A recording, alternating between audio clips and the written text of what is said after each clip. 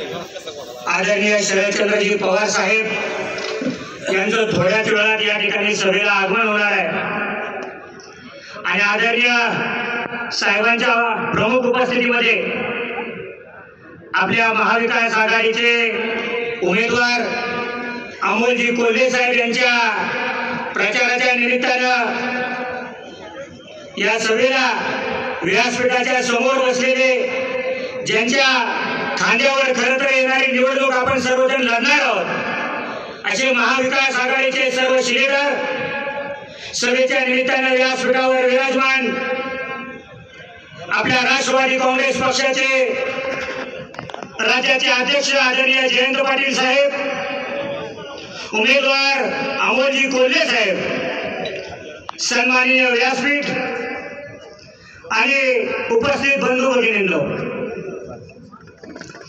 लोकसभेची निवडणूक सुरू आहे।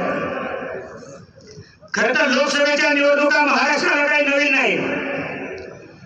1960 साली महाराष्ट्राची निर्मिती झाली आणि 62 साली पहिल्या लोकसभेला हा महाराष्ट्र सामोरा गेला। तेव्हापासून आजपर्यंत झालेल्या लोकसभेच्या निवडणुका असतील आणि आजची ही लोकसभेची निवडणूक असेल याच्यामध्ये फार मोठा फरक आहे। सध्याची निवडणूक ही संविधान संपवणाऱ्यांच्या विरोधात संविधान वाचवणाऱ्यांची लढाई असलेली निवडणूक आहे।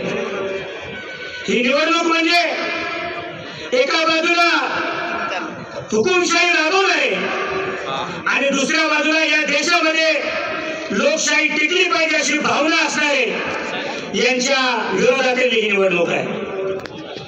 एका बाजूला प्रचंड आत्मकेंद्री स्वयंकेंद्री असा देशाचा एक नेता पुढा केला जातोय, तर दुसऱ्या बाजूला सर्वसमावेशक नेतृत्व पुढे आलं पाहिजे, सगळ्यांना घेऊन जाणारा माणूस पुढे आला पाहिजे असं मानणारे यांच्या विरोधातली ही लढाई।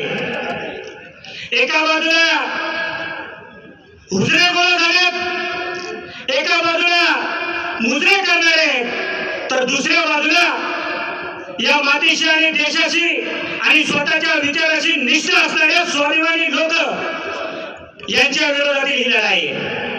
आणि म्हणून खरं तर ही लोकशाहीची निवडणूक, ही लोकसभेची निवडणूक फार महत्वाची आहे। दिल्लीच्या सत्तेच्या माध्यमातून पुन्हा एकदा दिल्लीचं तख्त या महाराष्ट्रावर आक्रमण करू पाहते। दिल्लीचं तख्त महाराष्ट्रातले उद्योगधंदे घेऊ पाहते। दिल्लीचं तख्त महाराष्ट्रातील नेते गिळायला बघते। दिल्लीचं तख्त या महाराष्ट्रातले पक्ष संपवायला बघते आणि या दिल्लीच्या तख्तावरच्या विरोधात खऱ्या अर्थाने या राज्यातील दोन स्वाभिमानी नेते जर उभे राहिले असतील तर ते म्हणजे आदरणीय शरदचंद्रजी पवार साहेब आणि आदरणीय उद्धव बाळासाहेब ठाकरे हे नेते आहेत। आणि त्या नेत्यांचे तुम्ही आम्ही शिलेदार आहोत। आदरणीय पवार साहेबांचे शिलेदार म्हणून जेव्हा आदरणीय अमोल कोल्हे साहेब आणि सुप्रियाताई लोकसभेच्या संसदेमध्ये उभे राहतात तेव्हा दिल्लीच्या मोदी शहाला सुद्धा घाम फुटतो, ही वस्तुस्थिती आहे। आणि म्हणून गेल्या 10 वर्षाचा अनुभव पाहता दिल्लीच्या नेत्यांनी आता थोडं अधिक लक्ष आपल्या या महाराष्ट्राकडे आणि विशेषतः बारामती आणि शिरूर लोकसभेमध्ये घातले।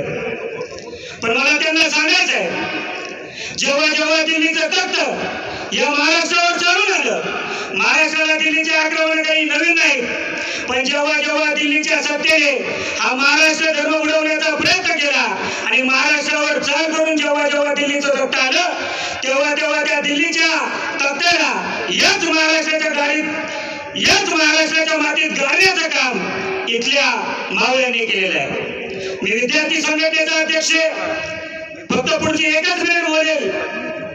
हे सरकार खरं तर ना शेतकऱ्यांचं झालं, ना कामगारांचं झालं, ना महिलांचं झालं, ना युवकांचं झालं, ना विद्यार्थ्यांचं झालं आणि 5-10 उद्योगपती सोडले तर उरलेल्या उद्योगपतींचं देखील झालं नाही।